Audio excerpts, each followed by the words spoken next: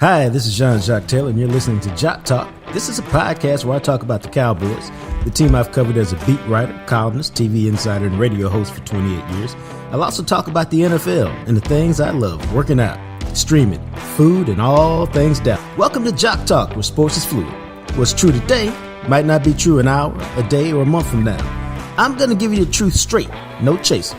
Glad to have you aboard. Let's get it. What's up, everybody? Welcome to episode 157 of JacquesTalk. I'm Jacques Taylor, joined by my boy Big Joe in the Big Rig. What's the sit rep, my brother?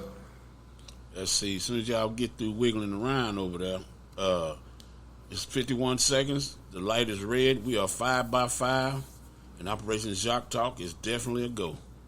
Well, that is music to my ears. Episode 157 means 57. Who comes to mind? Vincent Smith? Bruce Huther. Who? And Bruce Huther and Vincent Smith. Bruce Huther? Yeah. Are you sure that's his name? I want to say it was a linebacker on the post. Bruce Huther. Nah, that can't be his name. Hit it. I don't remember no Bruce Huther. I remember there was some Mike Hegeman. No, that Mike was Hegeman. Mike Hegeman. It wasn't Hegeman. It was George Hegeman. Mike Hegeman. Mike Hegeman was 58. Oh. See, 56, 57, 58, Bruce Huther. I don't even remember that name. I know. I'm telling you this. He was on the post. Okay, I mean, Normally your poster thoughts are proper. Yeah. The videotape will reveal the truth. Bruce Huther had to be a white guy. Did he have a beard? I don't know. I don't remember. I just remember A lot of people wore 50. Oh my God! I apologize in advance for my boy. I forgot my boy, Kevin Burnett. We had a lot of talks. Kevin Burnett is one of my dogs. Kevin Burnett, Ron Burton, Victor Butler, Alan Campos. You know why I remember Alan Campos? Because he had a mullet. Quentin Coriat, he was just here for a minute. Just a minute. Kyle Davis, Rashawn Evans had less than a cup of coffee. Luke Gifford, he had a nice little stretch as a linebacker. Bruce Huther, 1977 to 1980. Kudos to you. I told you he was on the poster, dog. That's brother. I ain't even heard of that dude. Bruce Huther. Let me look him up. Played at New Hampshire, and he played 92 games in the NFL and started 2. So clearly he was a career special teams guy. Yeah. Well, that's what I'm saying. He just... Well, I moved to Dallas. I don't know why I have no memory or recollection of him, because I moved to Dallas in 1975. Mm-hmm. He played on the Super Bowl team in 77. He played in 78, 79, 80. Went to Cleveland for a year, Chicago for a year, and came back in 83 for one more year in Dallas.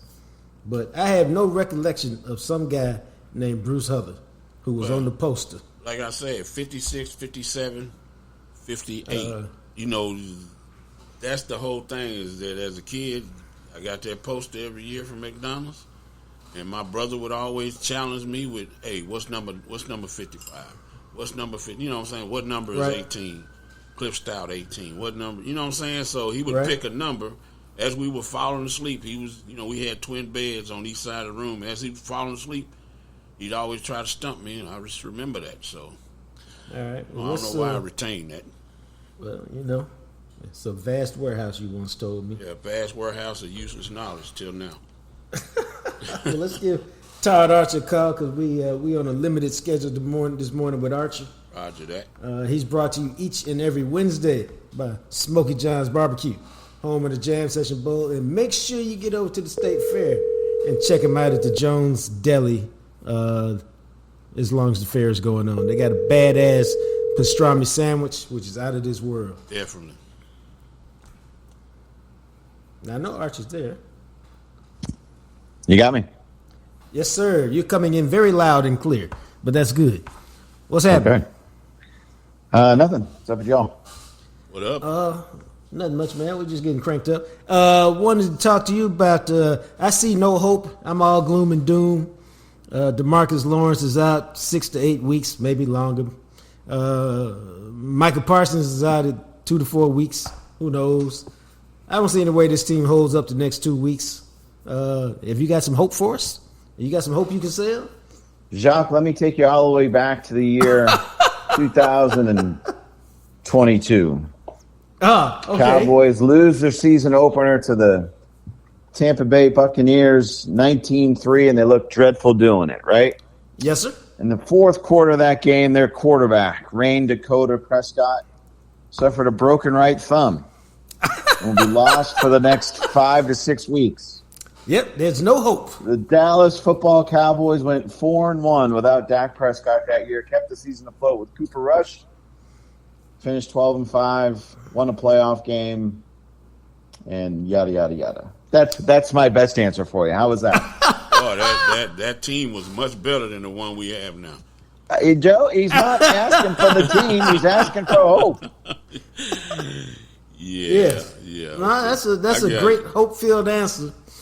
Now, as we dip into 2024, what do you see? Clearly, they're going to have to get it a different way. Well, hold on. I'm going to stick with the 2022 analogy here.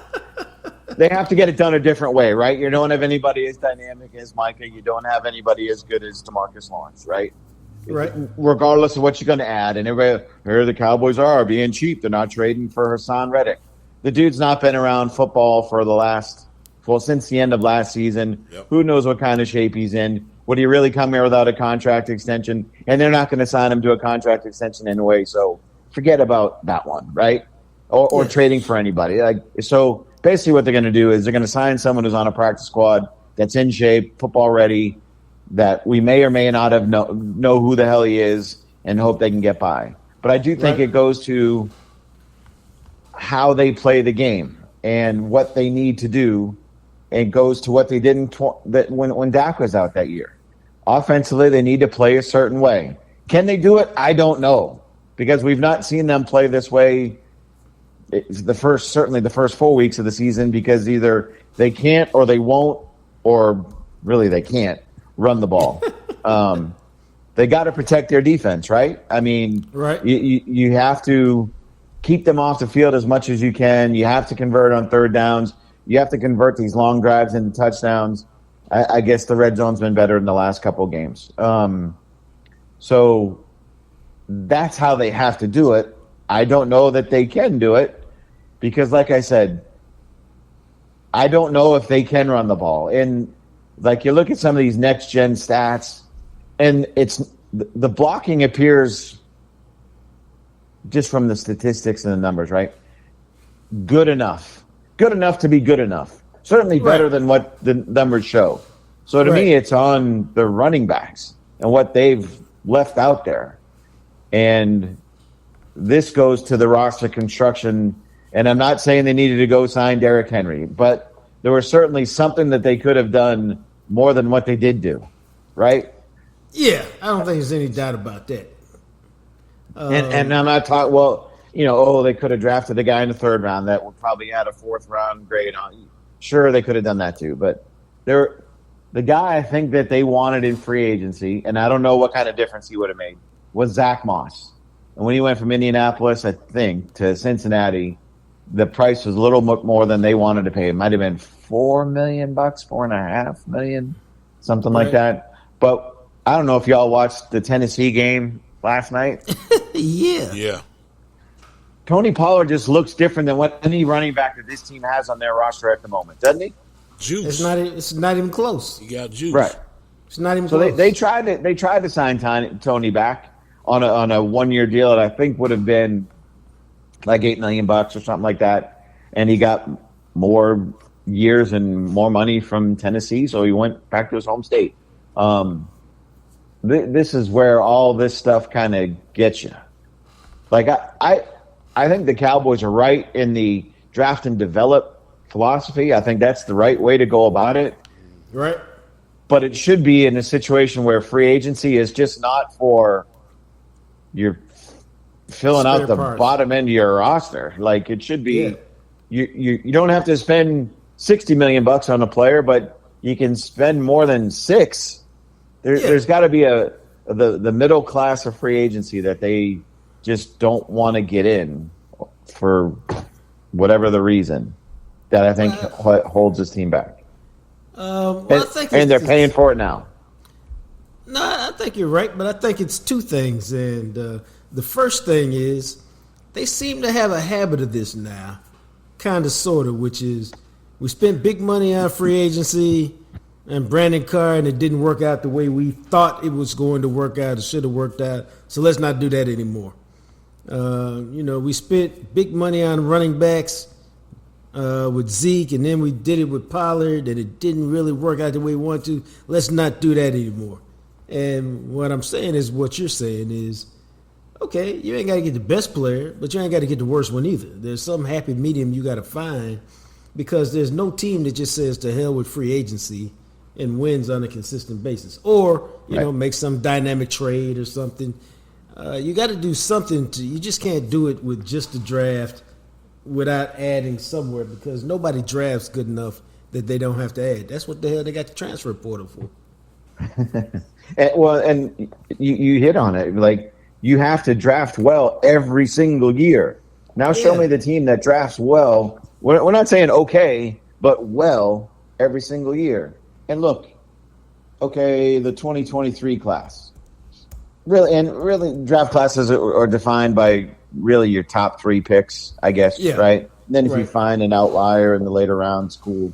But, until last week, did Mozzie play a game where anybody said, wow, yeah, he was a first-round pick? No. Nope. Schoonmaker's still waiting for him to do something, and Overshown looks like he's going to be a player. So this draft class is 21 games into its career, right? And we're still waiting for answers on it, whereas you can look at the 24 class and you think, all right, Guyton's struggling right now, but he's going to be something. Nealon, he looks like he's going to be something. BB, he looks like he's going to be something. Leofau looks like he's going to be something. And who knows about Kalen Carson?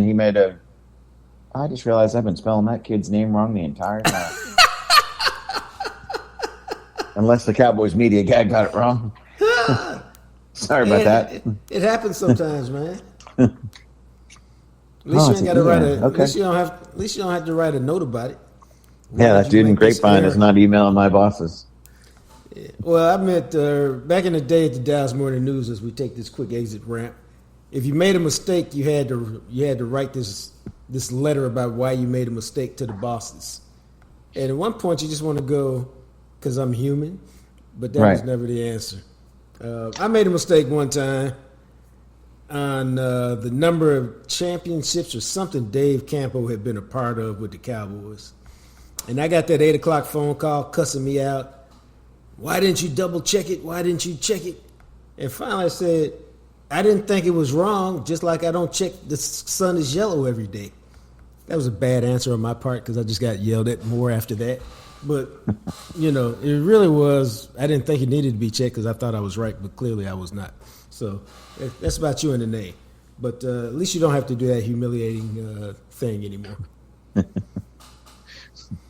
But, yeah, so, all right, what were we talking about on the Cowboys?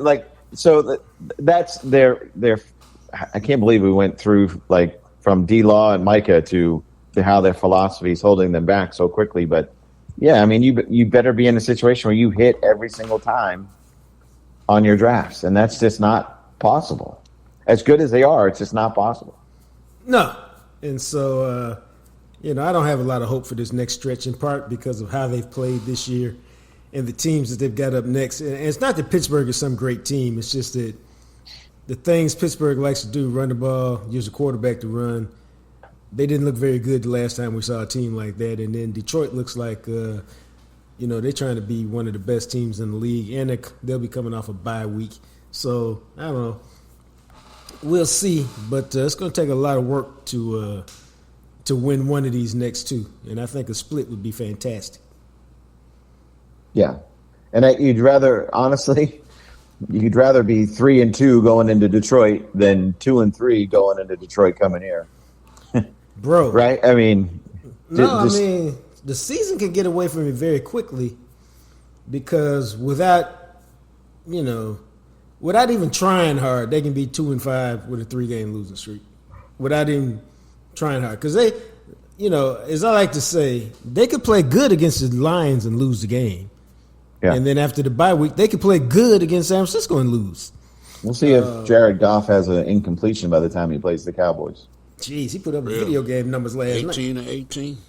Yeah. Yeah. You need to change the setting. And I think in the first half, the previous week, he didn't miss on a pass either. Yeah, they're playing good. They're playing with emotion. They ain't never won nothing, so they still hungry. They're off to a heck of a good start, even though they got beat up a couple weeks ago by Tampa Bay. The Cowboys are 2-2 in second place in the division, and Washington's the only team ahead of them.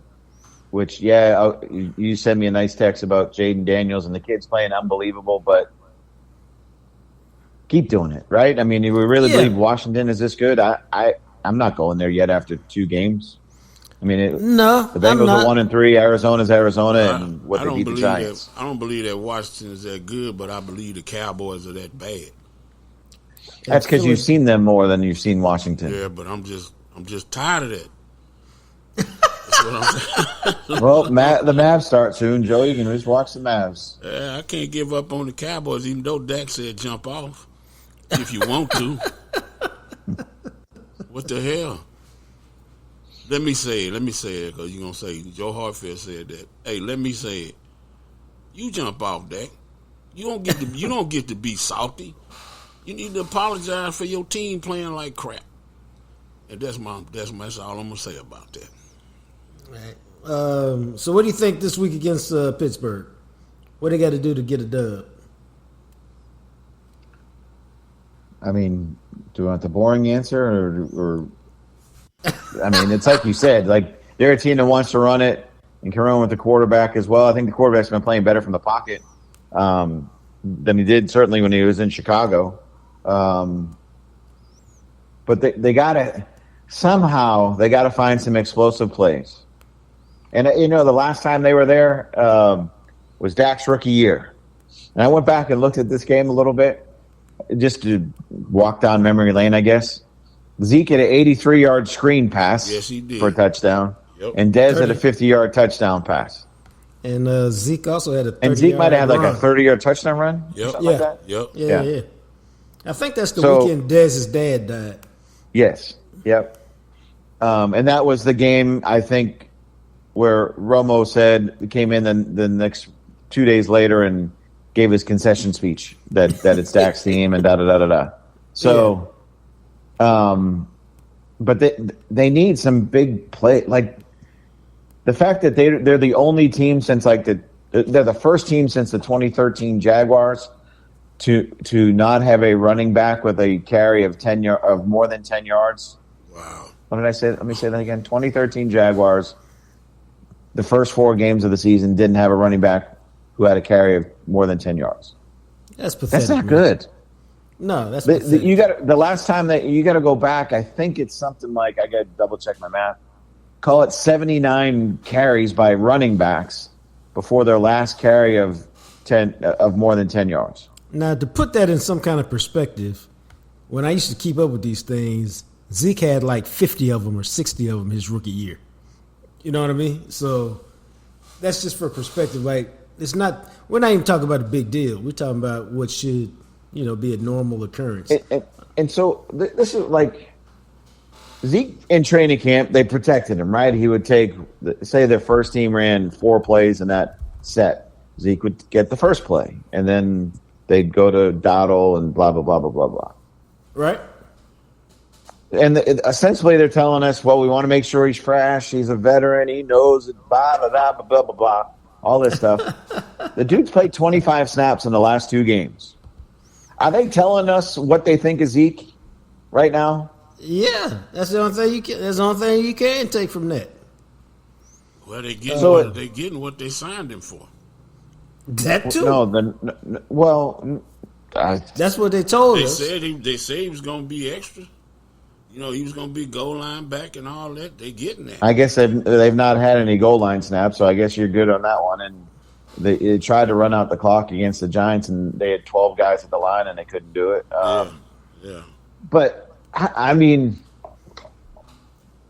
Jerry loves a term that Parcells brought with him: progress stopper, right? Yep. Yeah. And Zeke would be the definition of a progress stopper now, but I don't know whose progress he's stopping. Roger that.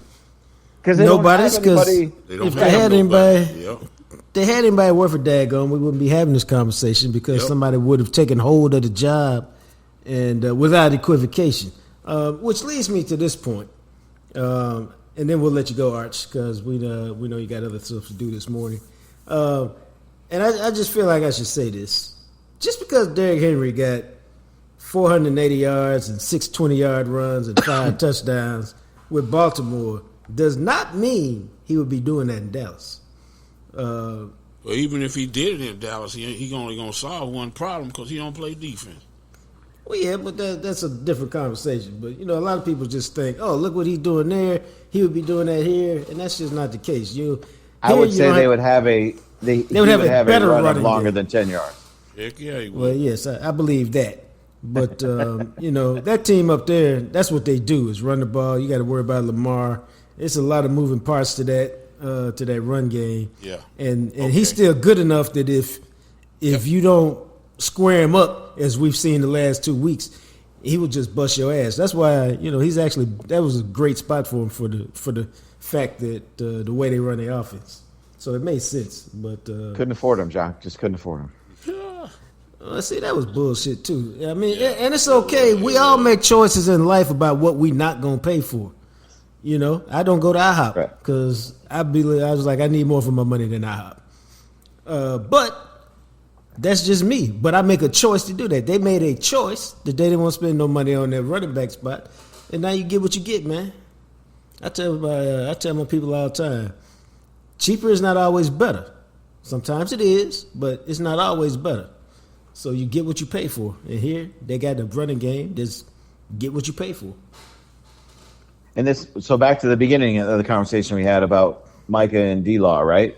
Yeah. The Cowboys lost Armstrong and Fowler.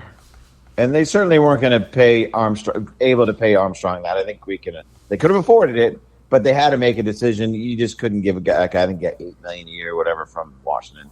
And Fowler probably got a little more than they wanted to pay, but he wanted to go with Dan Quinn, so whatever. They didn't really replace either one of those guys. Nope. And this is, again, where and I guess you can say, well, they did with Nealon in the second round. Okay, I buy that. Okay, they replaced maybe one guy or half of the guy. But those guys were, I think Armstrong was second in sacks the last 2 years here in Dallas.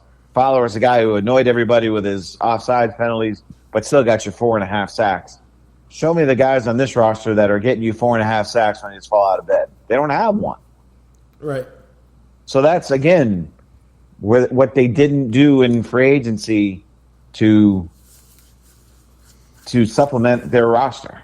That's another thing. So now you're going to sign and I'm just throwing names out there. I don't know this, a Yannick Ngakoue, a Kayvon Chason, someone off a practice squad that's not been good enough to play for another team at this moment for whatever reason. You're going to sign that guy and hope that he can come here and fill in and be a guy for you. You're daggone right. How often does that happen? Oh, it happens all the time. How often does it make a difference? Rarely, if ever. That's what I was saying, yeah. So I know, that's what I'm here for you for. All right, Arch, I know you got to go. Right. I appreciate you, man. Thanks. Thank you, Todd. I'll see you at the start this week. Sounds good. See you, fellas. All right, brother. That is Todd Archer. No spice today. He was just bringing it like it was. That was New Hampshire chard today. How about that?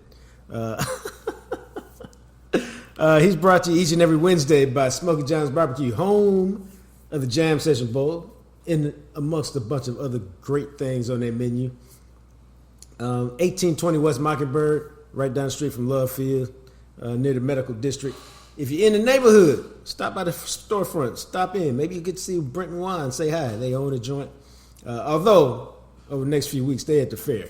So go check them out at the fair because they have some great fare at the fair, including the Jones Deli, which is right next to their spot out there at the fair. That's where you home of the pastrami sandwich. They gave us a little pastrami sampler when we were out there a couple weeks ago, and it was tremendous. I mean, it really was, no cap. It was, whoo. Who knew pastrami tasted so good? Because I got to tell you, I didn't. I probably hadn't had any in 25 or 30 years. I ain't never had pastrami with bark on it like that. Oh, see, look at you. Like the brisket. I eat pastrami. You know, I eat it on a sandwich or sub or something, but that was pretty good. No, it was outstanding. But swing through, get yourself some. 1820 West Mockingbird. They'll be at the fair at a joint called the Jones Deli. But Jam Session Bowl, if you're unfamiliar, it's a bowl with a mac and cheese base or a mashed potato base. Your choice. 2 or 3 smoked meats. Sausage and brisket is what I rocked with. Although I threw the hot links in there the last time. They were fantastic. And then all that stuff you find on a loaded baked potato. You know, bacon bits, butter, sour cream, cheese, all that good stuff, man. They put that on there, and then you can drench it with sauce, drizzle it with sauce, however you get down, and it's to live for. Now, Todd Archer threw us for a curveball. He went with meat and mac only and gobbled it up. Joe prefers his without sour cream. He likes to let it be a little spicier, add a little flavors. Thinks sour cream takes it out. But the bottom line is you can have it how you want it, but it's fantastic however you get it. I've gotten a lot of comments over the years. I have yet to find a person who said the Jam Session Bowl was not phenomenal. Not just okay, not just pretty good, phenomenal. So, where you're in the neighborhood, get some. Now, if you got to have some Smokey John's in your life and you can't get to 1820 West Mockingbird, you can go to the website, SmokeyJohns.com, click on the marketplace. You can have it delivered to your house in a couple days. If you got to have it today, you can go to one of any HEBs all over Dallas-Fort Worth. Like literally anywhere in Dallas-Fort Worth. Burleson, Waxahachie, Mansfield, Frisco. They got them everywhere. Allen. And pick up the sauce of the rub there. And if you're in the Duncanville area, you can go to Joe V's Smart Shop. You can get the sauce, the rub, and the banana pudding all in one spot. It is food to live for. Smokey John's Barbecue.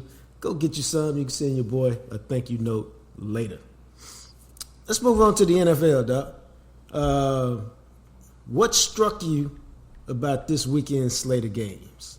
Like, what struck me was the Lions they played last night, Monday night, but the Lions look damn good. They're not the only team, but they look damn good. Well, when you look good, you play good. Them uniform was off the chain. Dude, that made me want to get a copy of Madden just to play with them uniforms. Not even, no. I said they made me think about I know. it. I'm not going there. You didn't think about it long, though. Nah, it was just a fleeting glance. That's all. Yeah. You thought about it, but not long. Yeah, but not long. I'm having my own video game issues right now. I'm going to go to my shrink and talk about it. I've forgotten how to pass. But that's another story for another day. It is what it is. Yeah. But, yeah, they look good. Them uniform was out of sight, man. Then Seattle and them always play a good game. And it was a very good game until the Lions pulled away. But they always entertain. No, Lions, man, they look like – I have not paid much attention to the Lions' defense. I know they got Aiden. I know he's a terrific pass rusher. But that offense, when Jared Goff is playing good, they got the two-headed monster running back, thunder and lightning, speed and power. When they drafted Gibbs, everybody was like, what y'all doing? Yeah, nah, they knew what they was doing. They got an offense full of what? Playmakers. Tight end. They got Laporte, the tight end from Iowa, who the Cowboys really wanted in that draft 2 years ago. Then they got Amon-Ra, who's terrific, and Jameson Williams, J-Mo. He's showing you exactly what he did at Alabama, which is he your speed guy, man. He your Tyreek Hill. He can catch it. He can turn a little short. He can turn a hitch, a bubble screen, a reverse, a deep ball. He can score at any moment, and you got to always keep an eye and a safety on him. And while you're doing that, they busting your ass with that running game and with Amon-Ra St. Brown and with the tight end. They got a lot of toys on offense. For a long time, the Lions drafted, and they drafted high, and they drafted a lot of bad players. They ain't doing that no more. They had a good stretch. Penei Sewell, just a great pick. Like we talked about Laporta picking up Montgomery from Chicago. Drafting Giggs, Jameson, trading for Goff. Yeah. All right, this is all I'm going to say. This is all I'm going to say to the Detroit Lions. You sucked for parts of 5, 6, 7, 8 decades, okay? That you were bad for that long. Damn. With all the dog. The Lions have had, because I looked this up one time, The Lions have been around for about 80 seasons. They've had like 5 years where they've won 10 games or more. It's something ridiculous like that. And they never, until maybe, I don't think they've had it yet, they've never had back-to-back 10-win seasons. You know Ever. what? You know what? You're right, because that division used to be called a black and blue division. Yeah. Yeah, where everybody was 9-7 or 8-8, and they win the division back in the 70s and 80s. Yeah, yeah. So this is my only point. Now that you're good, when it's time for all these boys to get paid, don't be cheap. That's all I'm saying. Now they paid St. Brown. When it's time for J-Mo to get paid in 3 years, pony up. I don't know if you need to pay the Thunder part, but when your little speed back gets ready to get paid, find him a deal that's about like Tony Pollard's deal. Whatever that the market value version of that is 3 years from now. When the port get paid, just take care of your good players, man, so y'all can be good for a minute. That's all I'm saying. That's all I'm saying. They took care of Penei Sewell, so they going down the right path. And here's what I'm saying. Remember when the Cardinals had a little life back in the late 90s, though? When they beat the Cowboys in the playoffs, it was their first playoff win in 50 years. They responded by, "Why you want to get paid, Joe? You don't need no extra money. Hey, Jacques, why you want to get paid, man? We good." They didn't pay nobody. And they went back to being the Cardinals in about 2 years. Yep. So that's my word of advice. The Philadelphia Eagles. Wait. Seattle. What? I like Seattle, too. Kenneth Walker going to be a star. Yeah, if he can stay healthy. He always hurt. Yeah, that dude is cold. They got a pretty good squad over there. I mean, just like I say, they play a great game with Detroit every time they get together. No, it's they good. Geno is good. It's all if you don't have a functional quarterback, it's hard to win. Yep. They got a functional quarterback, so they in the ball games now. Yep. And like I said, the running back is good. He almost had a highlight film touchdown run, or a big run, because he got tackled twice, but his shoulder never went down, his knee never went down. Yeah, when he kicked his legs up in the air and rolled over, yeah. Yeah, it looked like the boy put him in a suplex. Something. He said, I never touched the ground, I'm out of here. And you know what? That's the one time I saw it in real time. Like, I see why he's running, because none of his body touched the ground yet, because he landed on top of the guy. Yeah. So, but Seattle going to be a team to watch this year. I mean, they were good last year. They weren't great, but they were solid last year. They appear to be pretty good this year. I'm like you, man. And I know Todd kind of poo-pooed it. I could see Washington winning the division this year, and here's why. And this is no big stretch either. I just told y'all I can see the Cowboys being 2-5 3 weeks from now. I don't even have, like, if I had to bet money, I would bet money that they would be 2-5 more than I would bet that they would be 3-4. You know what I'm saying? Because I can see it happen without it being too difficult. That being said, so my point is I can see the Cowboys falling out of the race real quick. Philadelphia, I can see them imploding, man. They 3-8 in their last 11 games. They always got some drama going on. Always. The coach is kind of weird. You cannot hire anybody. That's the one thing that Philadelphia is screwing up, is that they got a great GM, they got talent. But they had the wrong guy. They hired that dude, and you done made a mistake, and he not pulling. The head coach got to galvanize you, and he can do that a lot of ways, and he ain't doing none of them.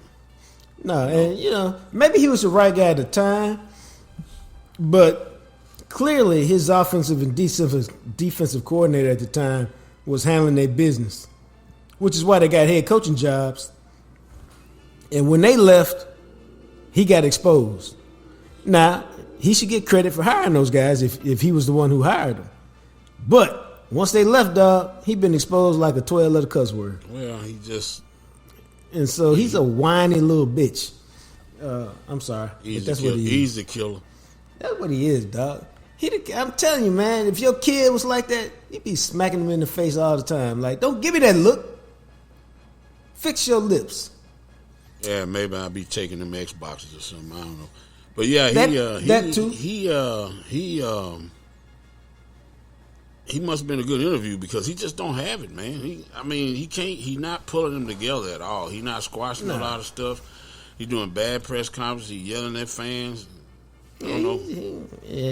He not for long. I don't think he'll be there more than this year. But here's the point we're making. We don't want him to be good. I don't want him to be good. I don't keep messing the team up. I can see the Eagles going 8-9, 9-8, and I can see Washington doing better than that. And I can see Washington winning the division just through attrition. You know, all these other teams implode and they just kind of go along their merry way. And here's the thing, man. Cliff Kingsbury has been a good coordinator. He's just been a bad head coach. He kind of reminds me of Chip Kelly, Norv Turner. Yeah, Let them dudes just do what they do. Yeah. Some coaches just want to do their side of the ball when they head coaches, and you can't do that. You can't do that. And what's Dan Quinn always been able to do? Just what we said the dude in Philly, Sirianni can't do. Dan Quinn done always been able to pull people together and bring people together, and people like playing for him. Don't forget, he took a team to the Super Bowl. They didn't win. They should have, but they didn't. But he took a team to the Super Bowl. Dan know I give him credit for knowing his weaknesses, his strengths and weaknesses, because just like he hired Cliff Kingsbury, he hired Shanahan. Yeah, he always had a good. When he got to be in charge, he hired a good outstanding offensive coordinator. Right. Not just anybody. His defense gonna be a certain way, and they're gonna be good, whether you like the way they play or not. They're gonna be good, and so what I'm saying is Washington has always had some talent up there. Now they got a good offensive coordinator. They got a good defensive coordinator who also is the head coach. And they feeling good about themselves. And it looked like they got that 12-letter cuss word at quarterback. And sometimes you got to make lemonade out of lemons. Because, man, when he took the Washington job, I was going, and like you and Todd said, hey, it's only 32 of them. Yeah. But I think when they got blew out against Minnesota, I thought, well, he ain't going to get a good job. And I didn't think he got a good job. But guess what? He made the best out of it. Then I kind of forgot he was a head coach already, went to the Super Bowl. Yeah. So he got an idea of what he wanted to do. Well, the job was good because you could get a quarterback in a year where it looked like there were some good quarterbacks coming out. Yep. Like you'd have been happy if you got the number 1 pick with Caleb Williams. They had the number 2 pick, so you were gonna be happy with whoever you got. Or if you got Drake May, I don't know if you'd have been happy with that. But it kind of reminds you of the Texans a little bit, where you got the people, you got everything but a quarterback. Yeah, and you can hit on a guy, you're gonna have some success. Right. So they had McLaurin, they had a decent line, they got the running backs, they got all of that. But they couldn't never find a guy. So they found a guy, and he came into a good situation. That's why, it makes a difference if they would have got Caleb Williams, because Caleb Williams' situation get worse day by day. Bruh. So if you had Cliff coaching him, he might be better. But I don't know. You gotta give Cliff something for Cliff to be worth a damn. Because I don't know if him and Kyler ever got along. Nobody can get along with Kyler Murray. Okay, then. He's a loner. I don't know. No, I know what you're saying. Yeah, he's just a loner. He's really the antithesis of what you want from a personality standpoint to be quarterback. Well, he's so athletically gifted that you made him a quarterback. But not to go off on a tangent, the boy can play quarterback. But how you gonna say it's not my job to get Marvin Harrison Jr. the ball? But what the hell wrong with you? What is your job then, dog? What's your job? That's why baseball fit him perfectly. You just go up there and do your thing, cause chaos doing your thing, and go home at the end of the day. Well, my read didn't take me. Fool, that's your only read. When it's crunch time, you got a Cadillac out there at wide receiver. That's your only read, player. Anyway. Marvin Harrison should have told the Cardinals, "Thank you, but no thank you." And did what? Come back to school? Nah. Strong arm went somewhere else. That's not a good organization to be a part of. No. Not when your daddy got NFL pedigree and you kind of know how the game works. Yeah, one can only hope, though.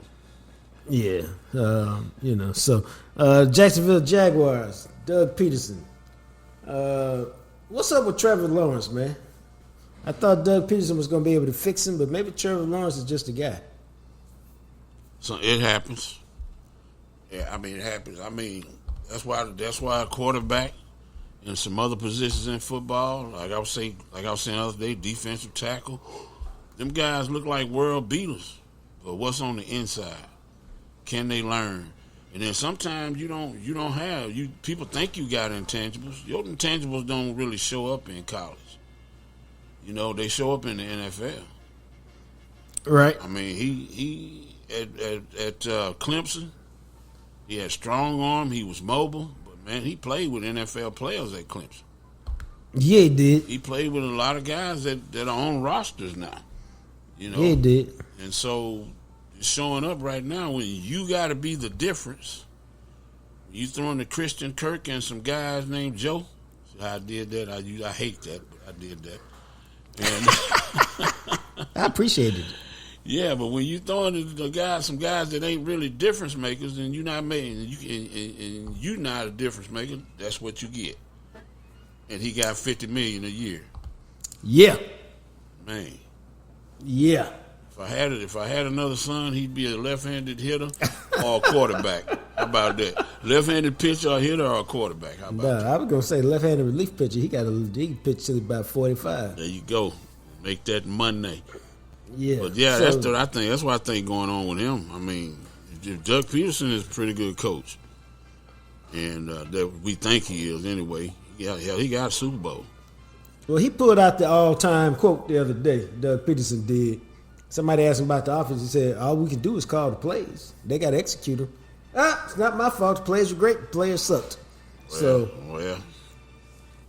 That normally is the first step before you end up losing the team and getting fired. Well, it's not. Hey, I'm not finna take up for these fools. I'm done with that.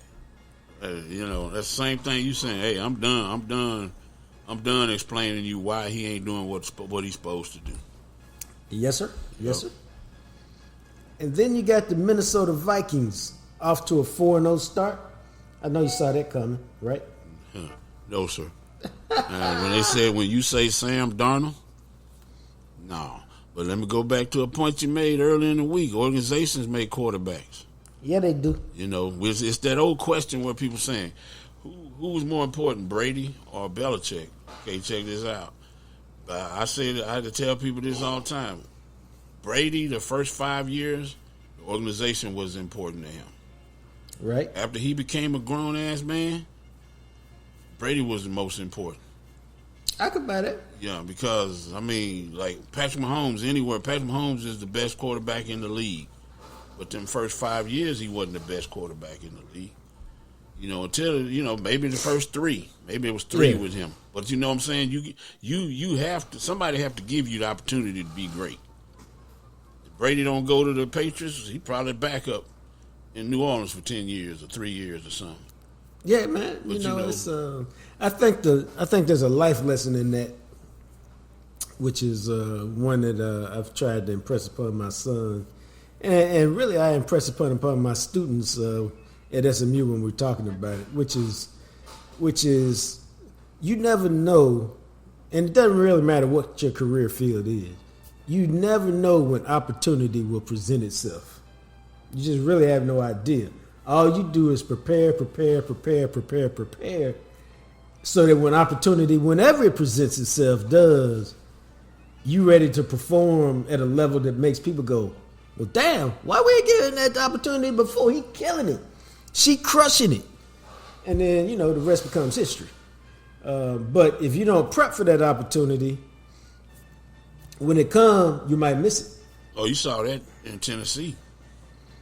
Will Levis kept doing stupid stuff. Yeah. And he hurt himself. Mason Rudolph walked right off that sideline and started dealing. He was ready. Yeah. He was ready. And that's what Callahan said after the game. If you think his daddy was crazy, that Callahan ain't no punk, man. He ain't tripping. You know what I'm saying? It's like, hey, I told him he cussed Will Levis out. Will Levis gonna be shell shocked once he leave Tennessee. But he deserved whatever he getting. But yeah, I was gonna say, as many dumb plays as he been making, I mean, it just is what it is, man. Yeah. Well, that's what I'm saying. But that's an example of Mason Rudolph was ready, and that's what Coach said after the game. He said, "Hey, man, he just walked right in. And he just started playing. Be prepared. A lot of backups be backups and playing. They wish they never have to play. Yep. But some guys like, man, I done did this before. I don't know why you going with this young dude, but I can play in this league. Yeah, man. And that brings us to Sam Darnold, who's off to a great start. Oh, Sam. Well, that's why I'm sorry. We went off, but that's what I was saying about organizations make quarterbacks, because where was he? He was bad. With the Jets in Carolina, two of the worst organizations out there. Right. Then he went to the 49ers, and they revitalized him, and then Kevin O'Connell, evidently is a quarterback coaching fool. And, I mean, I'm surprised. You go by your theory, the boy took some time off and learned his craft, learned how to be an NFL quarterback. Now it's paying off. We got better weapons, got a better organization. Yep. And so now, and then you get some confidence back. Yep. And then you can make it do what it do. But the NFL season is off and running. This is pretty intriguing thus far. But everybody's still jockeying for position. We don't know nothing about nothing just yet. It won't start to settle for another 4 or 5 weeks. Yeah, got to wonder if Derrick Henry going to keep rushing for 150 plus every week. That's got to stop sometime. They just built for that. Like you said, that part does, but for them to run the ball the way they run it, that don't have to stop. That's kind of what they do. Yeah. And, they should just embrace it and be like, hey, if we're going to throw it 18 times a game, we're just going to throw it 18 times a game. We don't have to throw it 25 or 30 just to make people feel like that's what we do. If you can throw 8 passes, throw 8 passes. Burn the clock, pound people into the ground.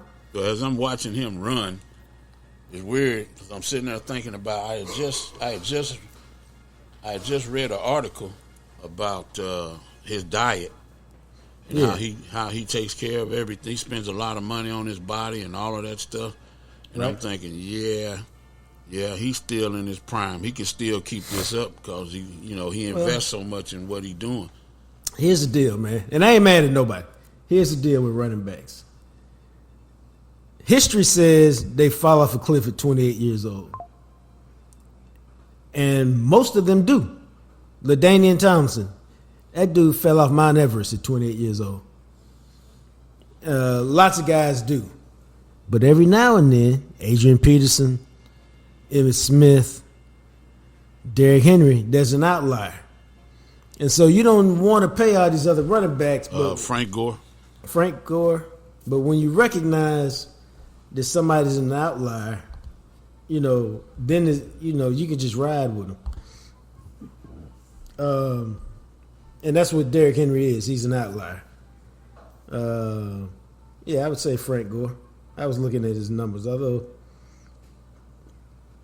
he was still really good till 31. Maybe even 33. Mm-hmm. So, yeah. Because he had 1,000 yards for the Colts and averaged 3.9 a carry, which is not great, but that's still all right. It's productive. What did he end up? Second? I don't like to talk about Frank Gore, man. I'm just going to keep it real with you. Why? Because I don't really, we could have a whole conversation about Frank Gore. Because Frank Gore is going to the Hall of Fame, and I just don't see it. Jason Taylor in the Hall of Fame.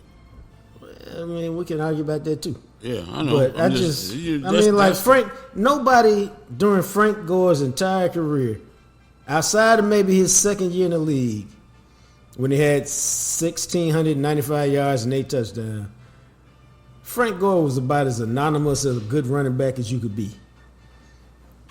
Really, he was either overshadowed by this guy or that guy, and he was the Super Bowl running back when they played the Ravens.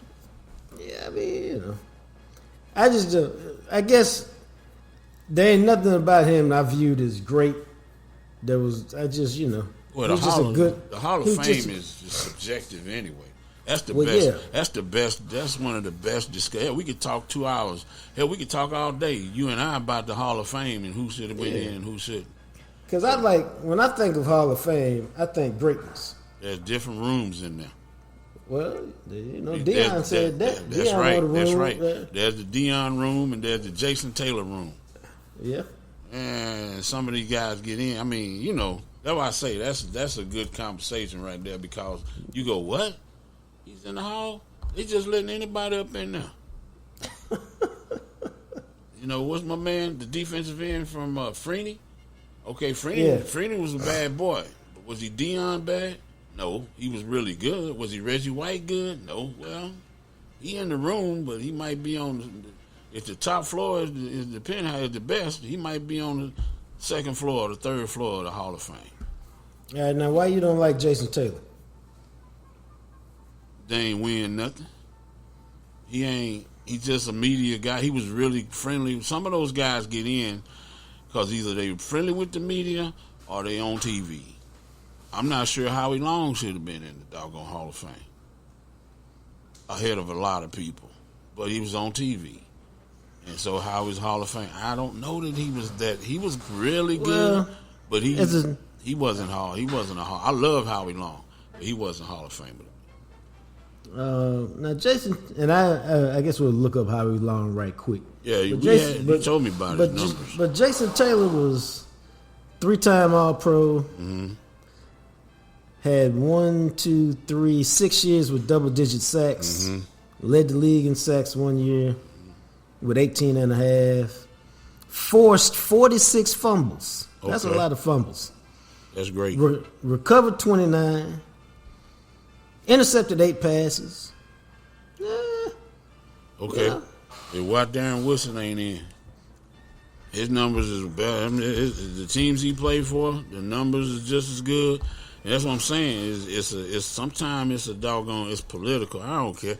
I thought Jason was all right, but I ain't. I gotta say, it's different rooms in the hall.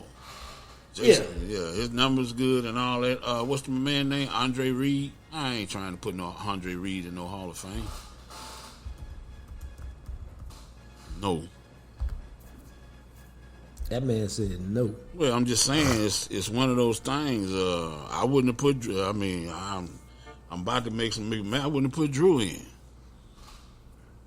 Why is that? Because the hall is getting a lot of people in. It's just getting people. It's getting crowded. If you should have had a career like Lawrence Taylor, Deion, I don't know. It's an upper echelon to the hall. That's what I'm saying. I mean, it's people that's cold blooded be in the Hall of Fame. This just Michael Irvin, Hall of Fame career. Troy, Hall of Fame career. Jim Kelly, Hall of Fame career. I don't know. You just got to be. To me, you got to be.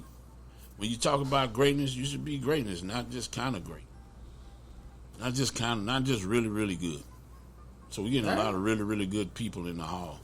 Yeah, I'm not opposed to that. That's my whole problem with Frank Gore. To me, you talking about the longevity? He's gonna get in the Hall of Fame. Is he nominated? He getting he'll get in there. He getting in there because he played so long. So I mean, you get credit for playing long. Okay. But and so I think he's probably second on the list, third all-time rusher. Third, yeah.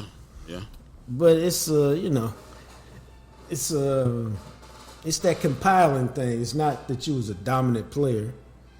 So I don't know, man. Like Terrell Davis, I never had no problem with Terrell Davis getting in because he was the baddest of the 12 other cuss words. He was a difference maker. He was the reason. For them 6 years before he hurt his knee, just like Gale Sayers. Yep. Like ain't nobody bitching about Gale Sayers because look at the tape. What about your linebacker from the Dolphins that played with Jason Taylor? Zach Taylor. And I love a short linebacker now, but I'm not sure. I don't know. Is Zach in the Hall of Fame? Yeah. Yeah. See, and I like Zach because he had a cup of coffee with the Cowboys. Yeah, he did. And there was Cowboy people that drafted him. Yeah.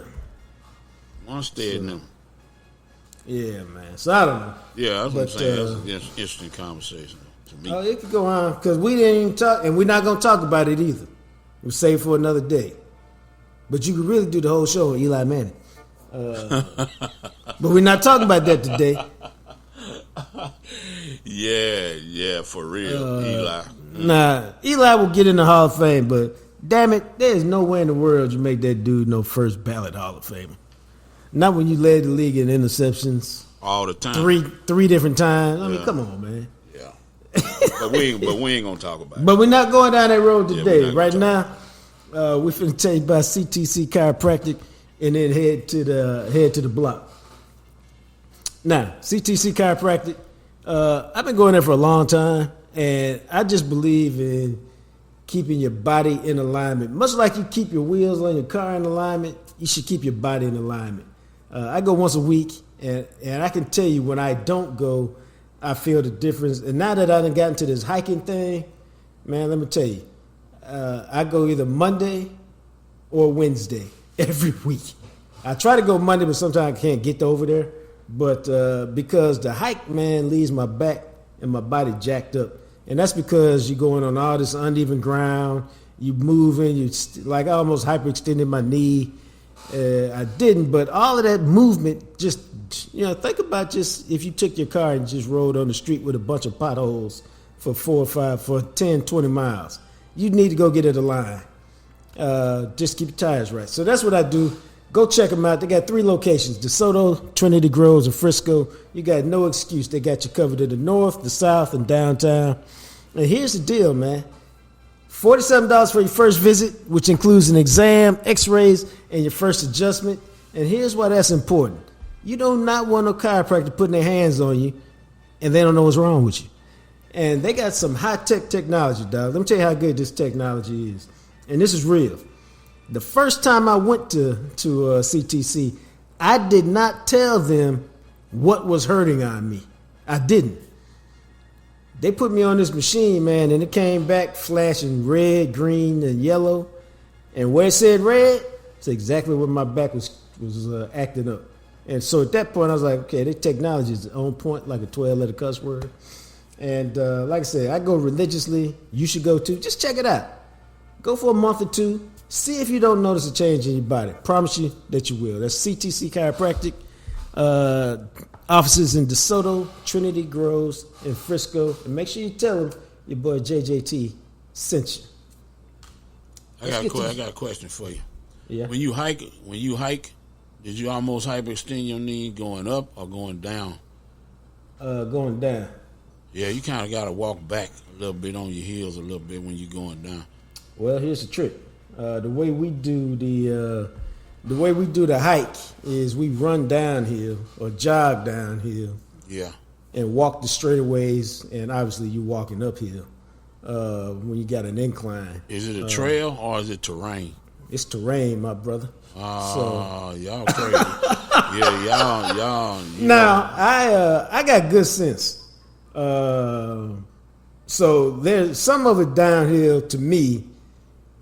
I'm walking that because it's too much terrain down there. You could trip over a tree root or something. Well, you gotta look. I was gonna tell you gotta look about 3 to 5 yards ahead of you when you're doing that terrain stuff. Because if you're looking further than that, you're gonna miss something that's gonna make you hyperextend something.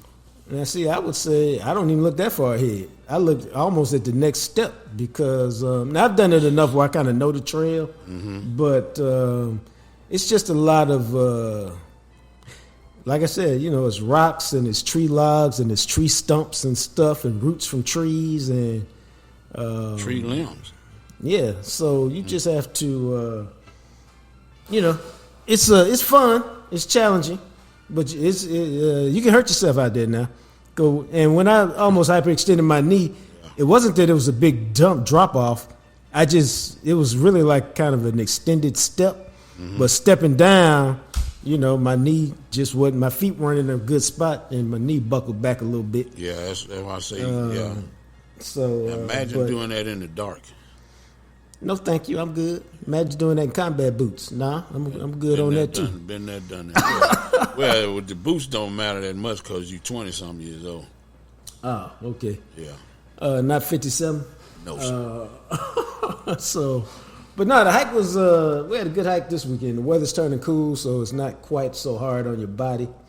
And I got to the point now where I can bitch about it, meaning my time to me was slow. I think I did it in 1:16 this week. And when I first started, I was doing it like 1:40. My best time, I think, is 1:13, 1:14. So I was a little mad because it was set up for it to be a good hike, and I was mad because I was a couple minutes slower than I was the last time. Roger that. But the hike is a good time. I look forward to it every Saturday. Gotcha. It's my new thing to do. I enjoy it quite a bit. It's the most challenging thing I do. Yeah, enjoy that. From a physical standpoint. Do a little bit for me too. Yeah, bro. I celebrate all my brothers when I'm out there, man. Yeah, because it's a serious sense of accomplishment when you get done. Because those inclines can be a 12-letter cuss word, man. Yeah. And I crushed the last one this week. There's 3 of them. I killed the last one, but then they killed me because the recovery from that took a little longer than I thought it would. Roger. So my last, the home stretch was not as fast as I thought it was going to be. So, but that's Hype Talk this week. Roger that. Pete Rose died yesterday. Did you feel any kind of way about that? Yeah, I mean, he bet on baseball. That's what people been talking about. But, he was Charlie Hustler the whole time. I don't know if there's a couple of players that I can think of that emulated him. Like Lenny Dykstra used to play hard as hell. Right. But I don't know if I ever seen nobody look as wild, look as crazy, look as just like, man, he just competed every day. I don't know about the lifetime suspension. I don't know how that went down. I was just thinking, did he show some contrition when he got caught? Or Nah. See what I'm saying? Maybe if he would have done that, sometimes a lot of times when you do something you ain't supposed to, fall on your sword, you might get some mercy. Nah, he lied and lied. Then he lied again. Then he lied again. Then he lied some more. Then he lied 2 or 3 more times. Then he said, you know what? Y'all got me. I did it. Now, let me tell you what I believe the real is. When Bart Giamatti died from a heart attack, yeah, I don't think that helped his case. You know what I mean? Yeah, I think he might have rescinded it or something. Not just that, but I think a lot of people like the stress created from all of this, whether it was true or not. I think people believed that the stress from all of that helped create that situation. Oh, okay. And so they like, nah. And, I'm always torn by this because I think the people, especially in baseball, who control the Hall of Fame, a bunch of self-righteous people, and a lot of Hall of Fames, because I'm familiar with the NFL Hall of Fame too. And I think the Hall of Fame, it is an honor to be in the Hall of Fame. But, the Hall of Fame is about the game, man. Can you tell the story of baseball without telling Pete Rose's story? No. Can you tell it without Barry Bonds or Roger Clemens? No. And so I think those guys should be in the Hall of Fame. Now, if you're Pete Rose and you bet on baseball, yep, I think a situation like that, or if you're Barry Bonds and you cheated, or you're Roger Clemens and you cheated. Everybody cheated. Well, hold up, dog. I think we can put you in the Hall of Fame. Maybe we don't allow you to maybe you don't get to have the speaking ceremony part, but your stuff is in the Hall of Fame. Your plaque is over there. On your plaque says, whatever your crime against the game was. But you can't tell the history of the story of the game without these people in it. And to me, it's just silly not to have them in it. Now, you can do it in a way, and if you don't like the way I suggested, maybe there's some other way. You can do it without allowing them to have their moment, per se, that pomp and circumstance that comes with it. But and now, just for the record, Pete Rose has like several artifacts in the Hall of Fame, like his helmet from when he, I think he had his 4,000th hit or 4192, the one that broke Ty Cobb. So he's got 3 or 4 things in there, and he's talked about in there. I don't know why they just couldn't have his plaque and have a whole deal about, hey, here's Pete Rose and here's his story. It's a complicated story. It's a sad story. It's whatever it is, man. And do the same thing for all those guys. Well, here's the thing with Barry Bonds and Clemens. Everybody was doing steroids. It wasn't illegal. It wasn't illegal in baseball at the time. So they should be in the Hall. Now, betting on baseball, they said unequivocally, don't do that. Don't bet on baseball.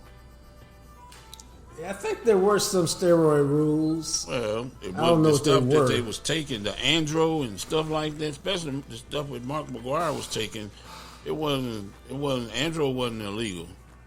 It was, you know, they was going around the rules, which is the same thing as beating on the damn drum to get whatever pitch they about to throw and all of that.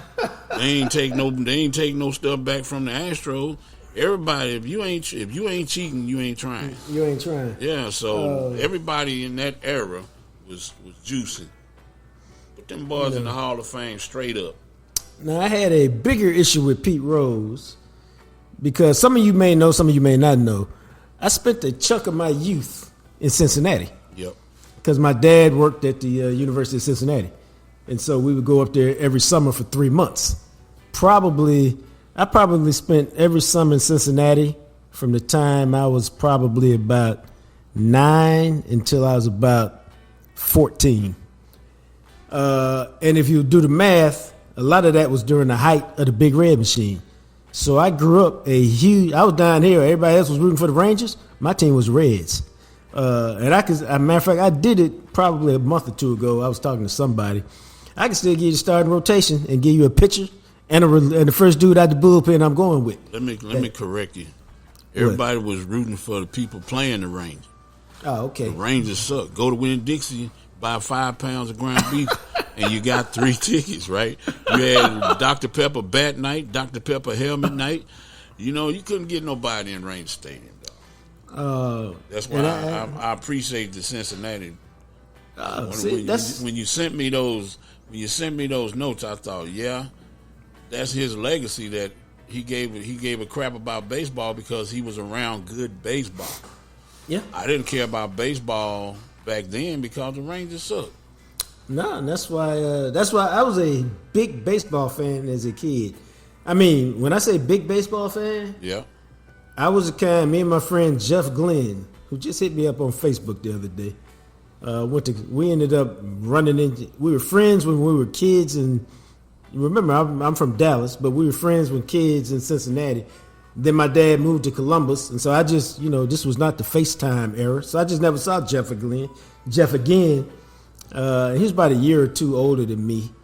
And then one day, we was walking on Ohio State campus, and I looked at him, and he looked at me, and I said, Jeff? He said, Jacques?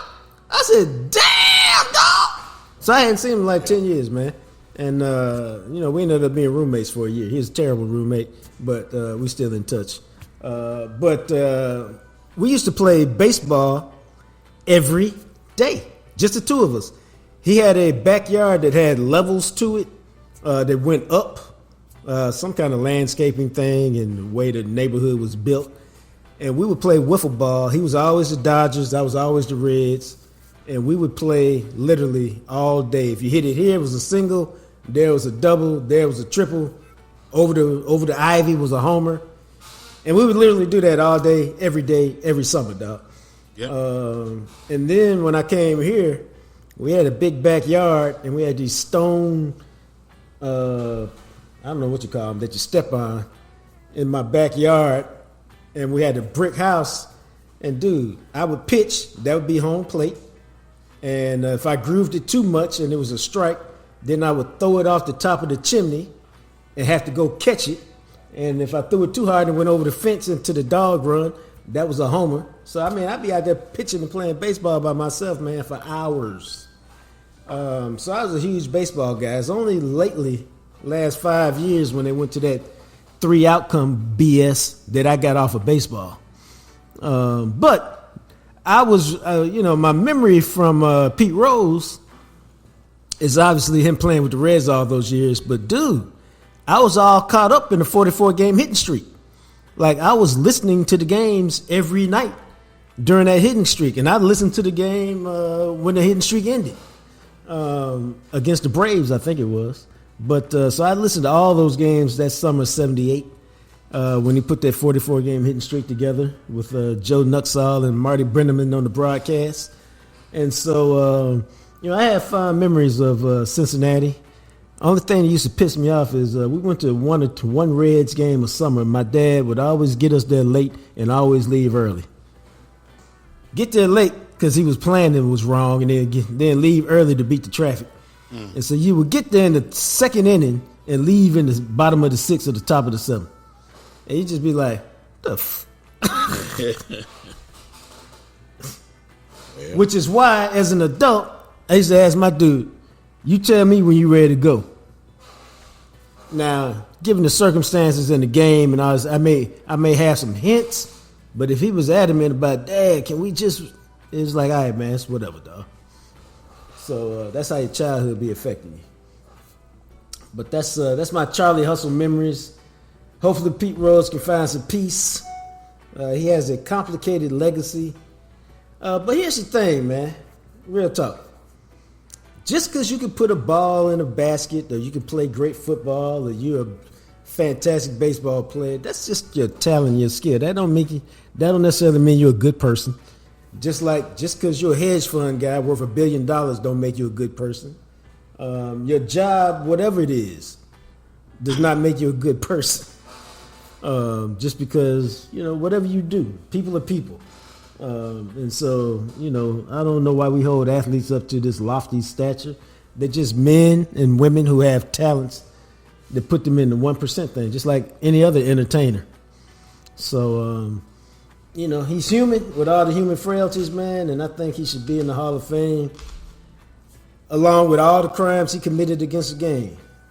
And let people 150 years from now, decide whether, oh, wow, he had a complicated story. But that's one man's take. Yep. I ain't gonna mess that up. I'm gonna be quiet. Well, we appreciate you guys. Todd Archer just sent me a text.